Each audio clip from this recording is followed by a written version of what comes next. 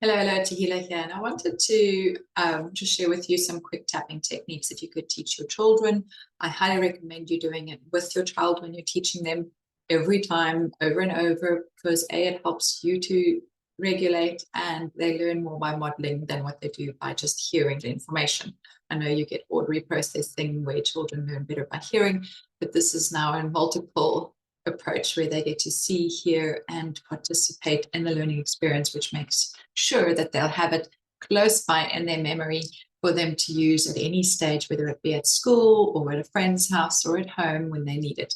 So tapping, EFT, is about tapping on certain pressure points that are used actually in acupuncture, but instead of the needles, obviously, we're just using our fingers to tap on those points. And then what we're also doing from a psychological perspective is we're talking about the feeling. So what we typically try and do is we suppress it, we try and avoid it, we try and pretend it's not there, or we get overwhelmed by it because in the trying of suppressing it, it's growing and it becomes like a big shadow, that monster that wants to eat us from under the bed sort of thing. So what I want you to do is keep it very simple. Whether it's for you or for the kids, there's loads of tapping videos that you can do that's more intense and more involved, and you're welcome to the full process. The full process has different tapping points. So you've got one point over here, then you've got one on the inner eyebrow, the outer eyebrow, underneath your eye, underneath your nose. You can have one here on your collarbone, the monkey one, I call it, because I feel like a monkey when I do it, and then the top of the head.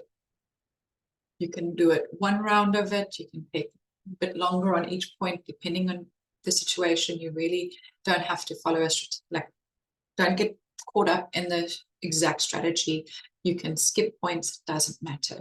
The point is really talking through the intensity of whatever the situation is or feeling, and then following it up with something positive. So a very simple one that I like to do is you either choose the feeling, if you can see there's a very clear feeling. So for example, oh, I'm feeling angry. I'm feeling so angry. Oh, I'm so mad. Really getting into that feeling.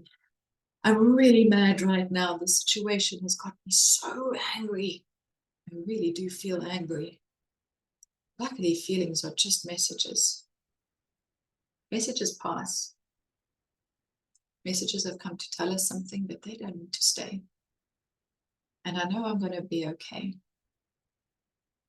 I am a good person. I am a good child. And I'm going to be okay. So that's one of the ones you can do, and you can check with the child and see how you're feeling. You want to do it again. So that's one of the ways. If you want to do it again, you can do it again. If you can see they're quite tense, you can do it again. With anger, I actually prefer to do it. Tense everything up and then release. Tense everything up and then release. So if they're young, you can tell them, imagine you're a tortoise and you're climbing into your shell. You're so mad.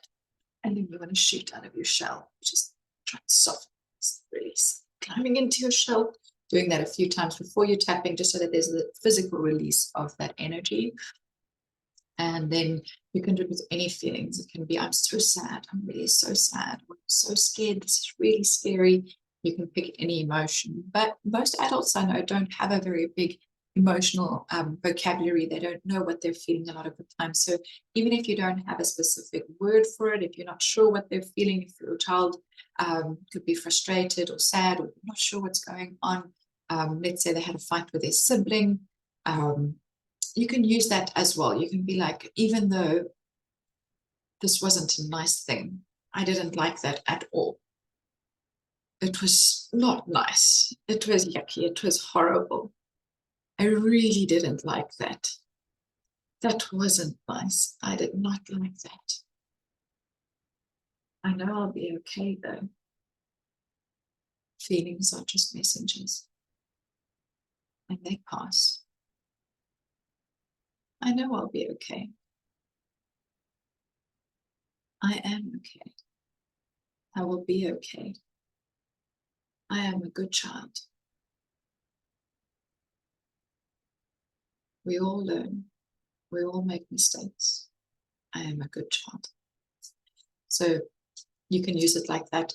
What I do want to share though is, and this isn't strictly EFT, so please don't label this as EFT, but it's what I found really works as well, is if you your child is easily distracted, or it's too many points and they get confused, stick to one, stick to three if you want. You could do there, whatever they like. It doesn't have to be the whole process. Yes, they're acupuncture points, yes, they work well together, but for me, what's really important is just talking. You're allowing that bad feeling and you're validating the person behind that feeling. So whether you just want to stick to this, stick to here, or do this and this and this, whichever, I have often found that just doing this works, just the collarbone. You don't have to do the whole process. You can, if you want to do the full process, do the full process, but you might find that you just want to do 1, 2, 3 points, or that you do those 3 points over and over. But keep going until you see the release. You will physically see them softening. It could be a yawn or a sigh, and that's that reset that's going on within. So it doesn't have to be just okay, well, we've done the points, it's over now. Even if I'm just doing 3 points, I will keep saying those things a few times until I can see that release and you feel the release as well.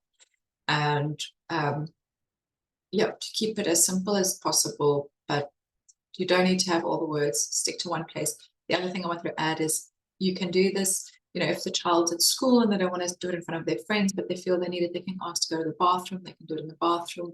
Otherwise, I find, just tapping on the hand can be very inconspicuous. People won't notice it necessarily. People are quite used to it. And I've done this a few times and it's not as obvious as it seems. And it's become so popular now that there's a lot of people doing EFT. So you might even just find a friend when you do it. But if you really are worried about somebody seeing, you can tap the side, where your hand reaches your thigh on the side. Just tap your thigh like that. You can do it quite inconspicuously if you're sitting in a meeting as a parent. Obviously, if it's inconspicuous, do it. If it's not, then don't do it.